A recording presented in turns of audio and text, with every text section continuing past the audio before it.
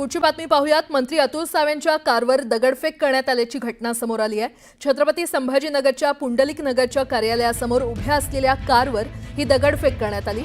दुपारी 12 वाजेच्या सुमारास एका तरुणाने ही दगडफेक केली आहे। पोलिसांनी दगडफेक करणाऱ्याला सध्या ताब्यात घेतलंय। दरम्यान सावे कारमध्ये नसल्याने मोठा अनर्थ टळला। पोलिसांकडून अधिकचा तपास सुरू आहे।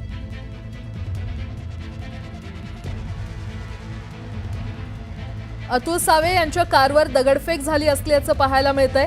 छत्रपती संभाजीनगरच्या पुंडलिक नगर इथल्या कार्यालयासमोर उभ्या असलेल्या कारवर ही दगडफेक करण्यात आलेली आहे। दुपारी 12 वाजेच्या सुमारास एका तरुणाने ही दगडफेक केली।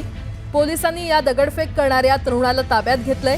दरम्यान अतुल सावे हे त्या दरम्यान कारमध्ये नव्हते, त्यामुळे मोठा अनर्थ टळलाय।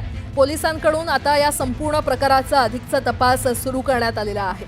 अतुल सावे यांच्या गाडीवर ही दगडफेक झालेली आहे। मंत्री अतुल सावेंच्या कारवर दगडफेक करण्यात आली आहे। छत्रपती संभाजीनगरच्या पुंडलिक नगर इथे कार्यालयासमोर उभ्या असलेल्या कारवर ही दगडफेक करण्यात आलेली आहे।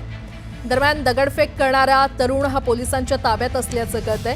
दुपारी 12 वाजण्याच्या सुमारास ही घटना घडली। एका तरुणाने ही दगडफेक केली। अतुल सावे त्यावेळी कारमध्ये नव्हते, त्यामुळे मोठा अनर्थ टळलेला आहे। दरम्यान पोलिसांकडून या संपूर्ण प्रकाराचा तपास सुरू करण्यात आलेला आहे। स्वतः मंत्री अतुल सावे आपल्यासोबत जोडले गेलेले आहेत। अतुलजी, तुमच्या कारवर खरं तर एका तरुणाने दगडफेक केली, त्यावेळी तुम्ही कुठे होतात? काय तुम्हाला या संदर्भात माहिती मिळाली आहे? तुम्ही ठीक आहात का? हॅलो, बोला। मी ऑफिसमध्येच होतो।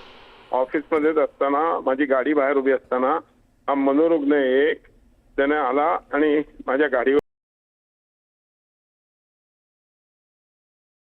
फुटलेली आहे। बाकी मला काहीच झालेलं नाहीये आणि त्याला आम्ही पोलीसच्या हवाली केलेलं आहे।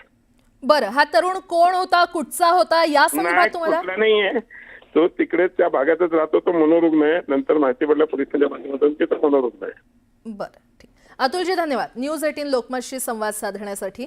तर हा तरुण मनोरुग्ण असल्याचं कळतंय। दुपारी 12 वाजण्याच्या सुमारास ही घटना घडली आहे। पोलिसांनी दगडफेक करणाऱ्या या मनोरुग्ण तरुणाला सध्या ताब्यात घेतलंय।